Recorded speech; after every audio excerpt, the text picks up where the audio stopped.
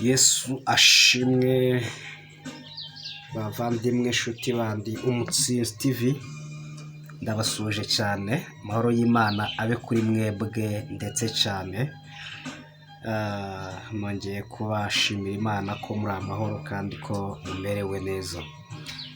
Nk'uko mubimenyereye ni njyewe Evangeliste Robert Victor, bagezaho izi nyigisho zitandukanye zo muri Bibiliya.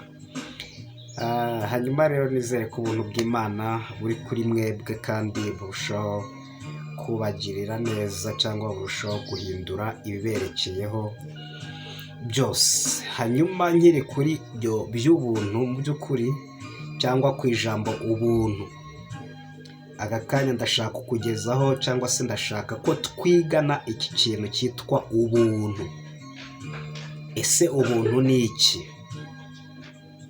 Ubuntu ni iki? Twumva bavuga ngo ubuntu bw'Imana ubuntu bw'Imana, ubuntu bw'Imana, ngo mbeshejweho n'ubuntu bw'Imana, mbeshejweho cyangwa se buri bantu bose ati byose ni ubuntu. Ibyanditswe birabivuga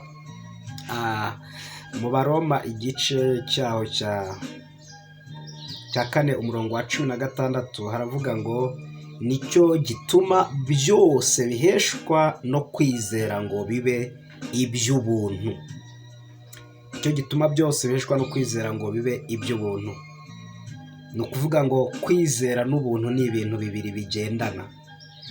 Bavuga ngo ikintu cyose wahawe mu kwizera kiba ari ubuntu bw'Imana. Niyo mpamvu bavuga ko ari ubuntu bw'Imana, ni uko uba utagitangiye ikiguzi. Ikiguzi cy'icyo kintu ntabwo bagitanze. Ikindi, ibintu by'Imana nta kiguzi umuntu ajya atanga, kubera ko ni ibintu bihenze cyane. Ugiye kubigura ntabwo ushobora kubibona, ntabwo ushobora kubona igiciro cyabyo, ntabwo ushobora kubona icyo wabyishyura. Pasiteri wacu amahoro n'imigisha yamubeho Prophet Sultan yaravuze ngo ubuntu ni imbaraga y'Imana iguhesha ibyo utari ukwiye kubona. Niyo mpamvu bavuga ngo ni imbaraga z'Imana zaguhesha ibintu utari ukwiye kubona. Ni ukuvuga ngo ni ukubera yuko ni ibintu bihenze cyane, bitabonerwa inyishyu cyangwa bitabonerwa igiciro, bitanagereranwa. Hanyuma kubera yuko utabigura, Imana yarabifashe irabiguha, cyangwa se yo ubwayo yarabyishyuriye, yo ubwayo yatanze igiciro cyasabwaga, kuko niyo yonyine yabasha kubona ibintu yakwishyura. Haleluya. Hanyuma ibyanditswe birabihamya neza rero, bivuga yuko ngo twakijijwe n'ubuntu bwo kwizera. Muri ibyo bintu rero by'ubuntu dufite harimo icyitwa agakiza.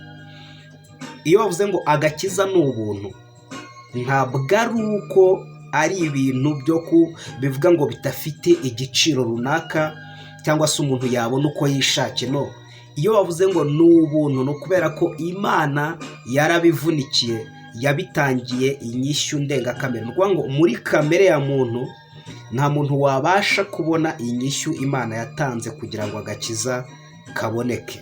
Haleluya. So ni ukuvuga ngo rero wowe ubwawe uyu munsi icyitwa agakiza wabonye, cyangwa icyitwa agakiza isi yose yahawe, ni agakiza twaboneye ubuntu. Niyo mpamvu byitwa ko ari iby'ubuntu. Nta muntu wari kubona igiciro Yesu yatanze. Kuvuga ngo Imana ijya kwishyura kari agakiza ngo tugahabwe, yakishyuye amaraso ya Yesu. Ni amaraso y'umwana utagira inenge, ni amaraso utarigeze amenya icyaha, ni amaraso y'umuntu utarigeze kugira ikintu cyitwa ubwandu muri we. Hanyuma ayo maraso rero yamennye, yatumeneye, niyo yishyuye biriya twahawe ari byo gakiza. Hanyuma rero niba nta muntu wari bubashe kubona ikiguzi cy'agakiza cyangwa ikiguzi cy'ibyo twaherewe ubuntu muri Kristo, ntabwo niba nta muntu wari kubibona, ntabwo twari kubibona.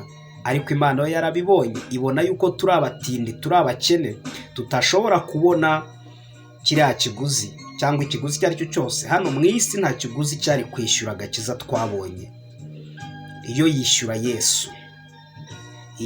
Yesu nk'ikiguzi gituma tubona agakiza. Niyo mpamvu rero yo ijya kubituzanira yaravuze ngo mwakire iby'ubuntu.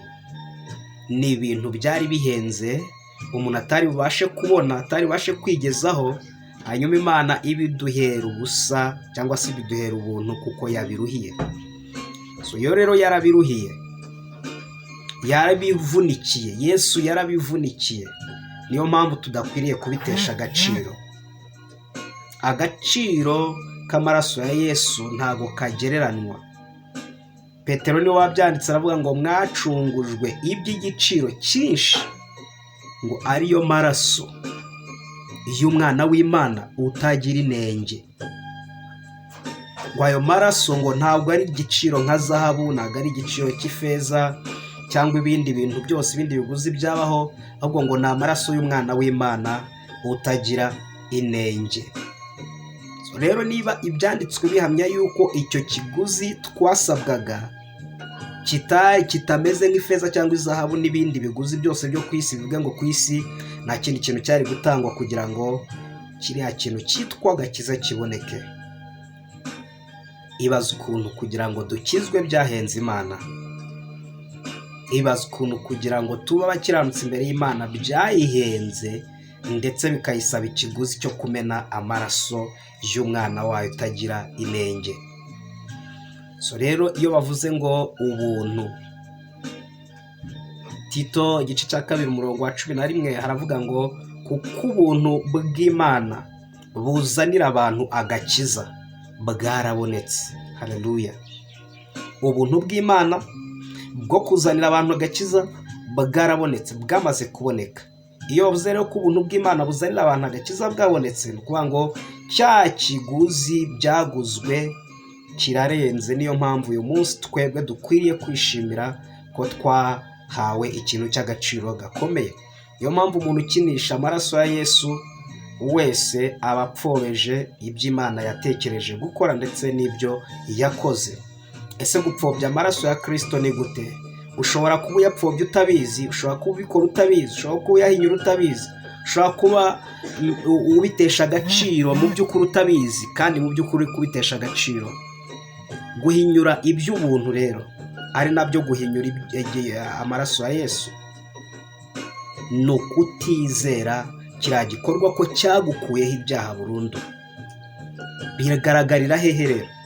Kutabyizera cyangwa se kutabyemera bigaragarira ko iyo ugisaba Imana imbabazi, iyo ukibwira Imana ngo mbabarira ibyaha byanjye, mbabarira nacumuye, nibye, nishe, hanyuma ndashaka kumpa imbabazi, icyo nicyo Imana yita ko ni ugupinga, ni ugukerensa, ni uguhinyura, ni ukongera kwibambira umwana w'Imana, cyangwa se ni ukongera gushaka ko umwana w'Imana ngo abambwa, bitewe n'uko utazi icyo Yesu Kristo yakoze ko cyuzuye. Ni ukuvuga ngo umurimo Yesu yakoze ni umurimo wuzuye, watwejeje, udukuraho ibyaha, nk'uko no mu Baheburayo igice cya 1 umurongo wa 3 babivuga.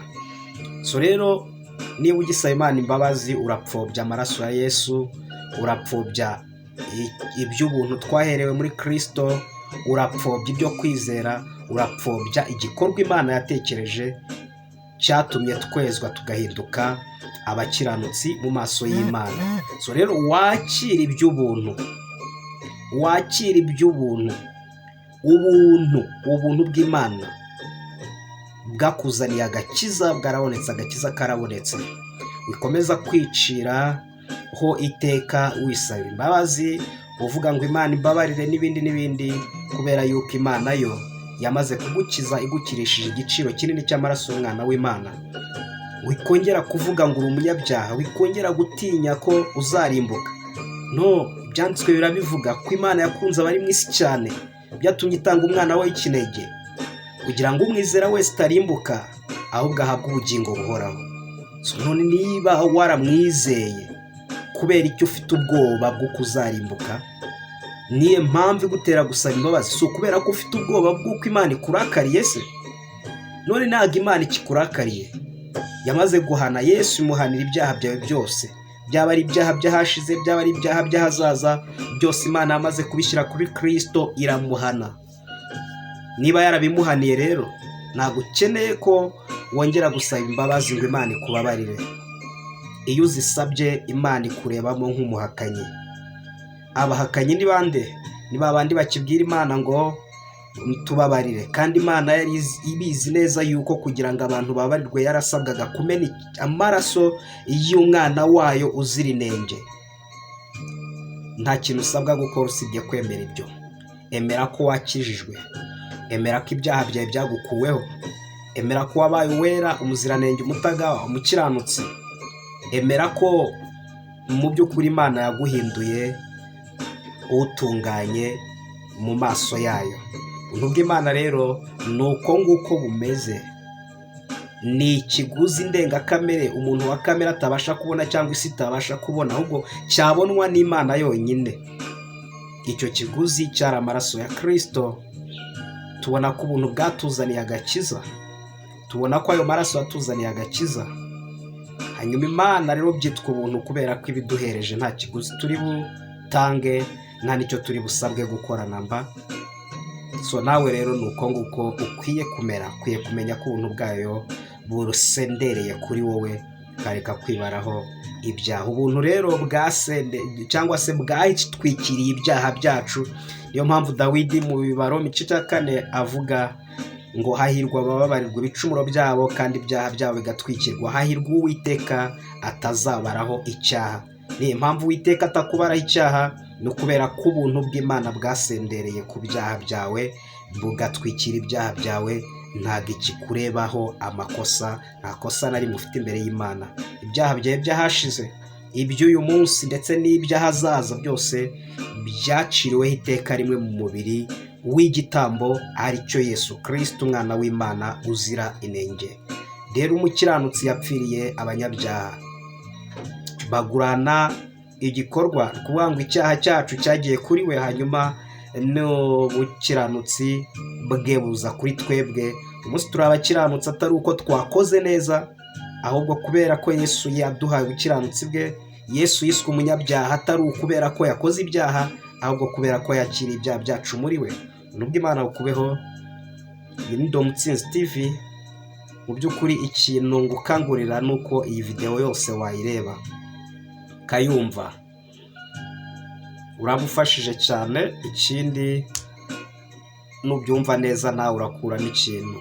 So kande subscribe, like and comment. Bye, tuzasubira muri video itaha. Mwakoze cyane cyane cyane cyane. Yes.